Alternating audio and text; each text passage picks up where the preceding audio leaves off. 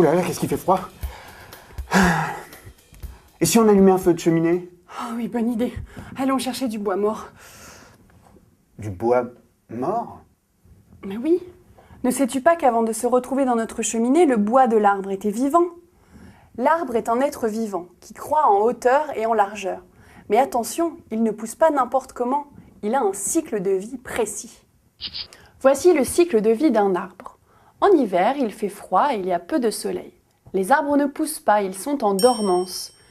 Les arbres feuillus, c'est-à-dire ceux qui ont des feuilles et non des épines, perdent leurs feuilles.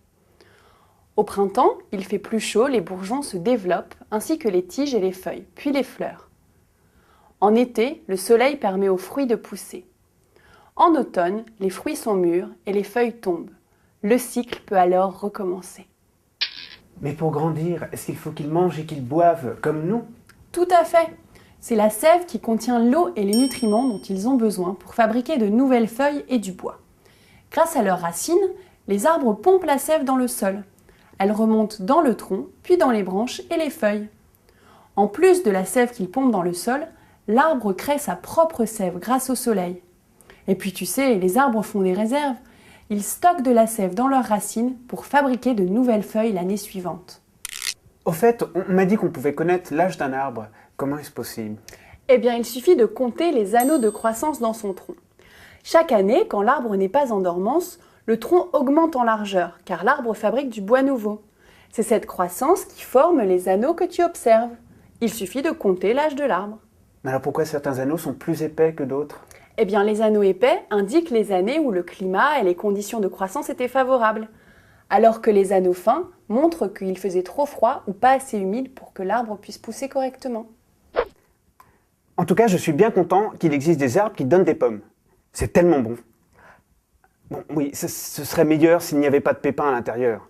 Ça sert à rien, les pépins, ça ne se mange pas, et puis ça n'a pas de goût. Peut-être, mais ils sont essentiels. C'est à partir du pépin que va naître l'arbre. Avant d'être à sa taille adulte, l'arbre est une graine qui contient les réserves de nourriture nécessaires aux premières étapes de sa vie. Quand la graine tombe sur le sol, elle gonfle jusqu'à ce que sa coque se fissure. Il en sort alors la première racine, puis la tige qui va devenir le tronc de l'arbre.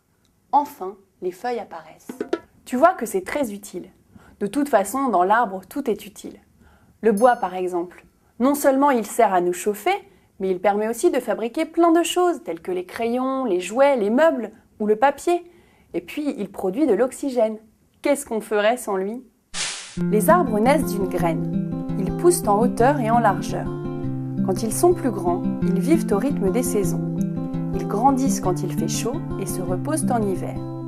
Leur croissance se fait grâce aux racines et à la sève.